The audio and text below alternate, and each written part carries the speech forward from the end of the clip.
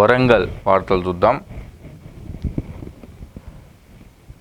ఇక వరంగల్లో ఏర్పాటు చేసినటువంటి సెల్ఫీ పాయింట్ ఇది. నగరంలోని సెల్ఫీ పాయింట్ పేరుతో అందంగా తీర్చిదిద్దిన ఓ ప్రాంతం ప్రజలను ఆకర్షిస్తుంది.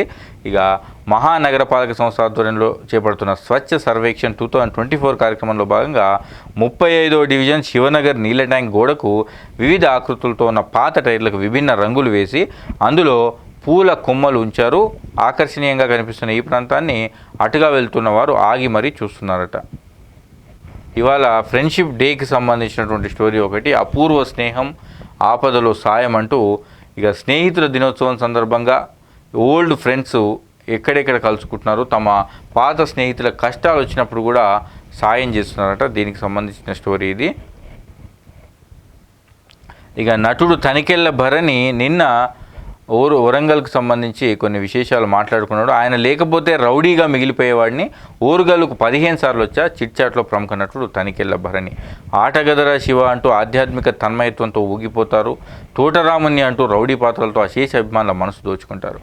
ఆయనే తనికెళ్ళ భరణి.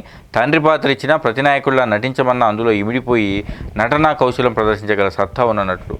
శనివారం వరంగల్ ఎస్ఆర్ కళాశాలలో నిర్వహించిన స్నాతకోత్సవానికి అతిథిలా హాజరై గౌరవ డాక్టరేట్ అందుకున్నారు. ఆయనతో న్యూస్ టుడే మాట కలపగా తన అంతరంగాన్ని ఆవిష్కరించారు. విద్యార్థులుగా ఉన్నత చదువులు చదివి పట్టాలు పొందడం ఎంత ముఖ్యమో క్రమశిక్షణగా జీవించడం అంతకన్నా ఎక్కువ ముఖ్యం.